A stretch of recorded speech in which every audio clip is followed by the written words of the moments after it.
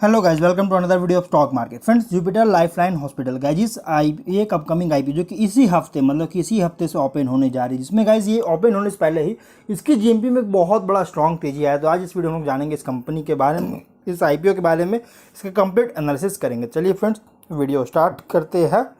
तो क्या ये जो आईपीओ है, ये एक मेन लाइन आईपीओ जो कि जुपिटर लाइफ लाइन हॉस्पिटल्स के नाम से है और ये आज के ये 6 सितंबर को ओपन होगा।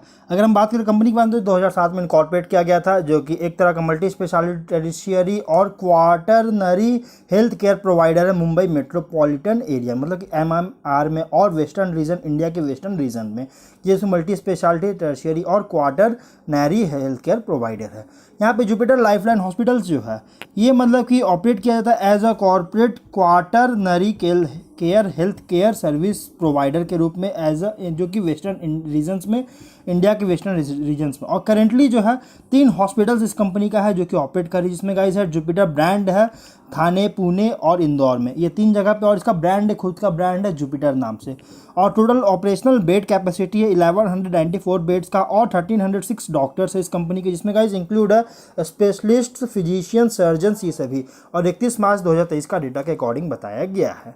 कंपनी जो है करेंटली यहाँ पे एक multi speciality hospital Dombivli Maharashtra में डेवलप कर रही है, जो कि एक डिज़ाइन किया जाएगा, जिसमें कंपनी का जो है सो ओवरऑल अप्रैल 2023 में इसका कंस्ट्रक्शन कमेंस किया गया था। और इसमें जो है 500 का ओवर बेड्स होगा, 500 से ज़्यादा बेड्स का एकोमोडेशन किया जाएगा।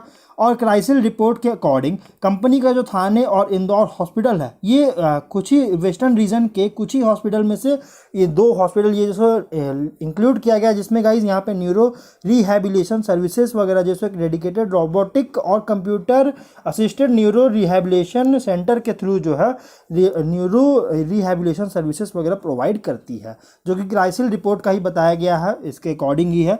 और इसके साथ साथ एडिशनली कंपनी जो है इसमें one of the few multi organ transplant centres भी बन चुका है थाने का हॉस्पिटल, जो कि ऑपरेट कर रही है। और इसके जितने भी हॉस्पिटल्स है थाने, पुणे और इंदौर में, ये सभी सर्टिफाइड किया गया है NAB की तरफ से, मतलब कि नेशनल एक्रेडिटेशन बोर्ड की तरफ से, हॉस्पिटल्स और हेल्थ केयर प्रोवाइडर्स के लिए। यहाँ पे नाब के लिए जो सो किया गया है, NABH के लिए किया गया है। और ये जो है मतलब कि एक एक्रेडिटेड भी किया गया फील्ड ऑफ मेडिकल टेस्टिंग के लिए नेशनल एक्रेडिटेशन NABL की तरफ से, जो कि गाइस यहाँ पे कंपनी का एक बहुत बड़ा पॉजिटिव साइन है इस कंपनी के लिए। प्लस कंपनी का जो इन पेशेंट और आउट पेशेंट रेवेन्यू है ना, ये डाइवर्सिफाई किया गया हॉस्पिटल्स का, पुणे, थाने और इंदौर हॉस्पिटल, जो कि अकाउंटिंग किया जा रहा है। और ये मतलब कि देखा जाए तो थाने से जो है 54.18% का रेवेन्यू जनरेट कर रहा है, पुणे से 34.03% का और इंदौर से 11.79% का रेवेन्यू जनरेट किया है 23 के फिनेंशियल्स में, ऑपरेशन से रेवेन्यू जनरेट किया है। वहीं अगर हम बात करें इसके फिनेंशियल्स का, तो 21 में ये एसेट्स अगर बात करें तो 21 में 788 करोड़ का था, 22 में 908 करोड़ का और 23 में 985 करोड़ का एसेट्स था, जो कि कॉन्स्टेंटली ग्रोथ हुआ। रेवेन्यू देखिएगा तो 21 में 490 करोड़ का, 22 में 737 करोड़ का, 23 में 902.9 करोड़ का रेवेन्यू, जो कि कॉन्स्टेंटली ग्रोथ हुआ है।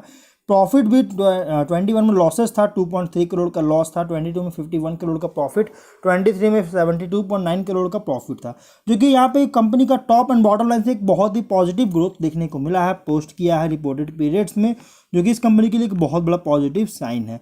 अगर हम बात करें ऑब्जेक्टिव का, तो गाइस ये कंपनी जो है इस पर मटेरियल सब्सिडरी और कंपनी पर बैंक से कुछ लोन्स है, जिसका रीपेमेंट प्रीपेमेंट करना चाह रही है, जनरल कॉर्पोरेट पर्पस के लिए आईपीओ लाया गया है, जो कि लोन है 468 करोड़ का, ये लोन को पे करना चाह रही है, इसमें से कुछ पार्ट को। अगर हम इसके कुछ डिटेल्स की बात करें तो हम लोग यहाँ पे कंपनी जो है प्रॉस और कॉन्स को देखते हैं। तो स्ट्रेंथ यहाँ पे कंपनी जो है ओवरऑल 15 ईयर्स में कंपनी का ट्रैक रिकॉर्ड बहुत ही स्ट्रांग देखने को मिला और स्ट्रांग ब्रांड रिकॉग्निशन और क्लिनिकल एक्सपर्टाइज बन चुका है।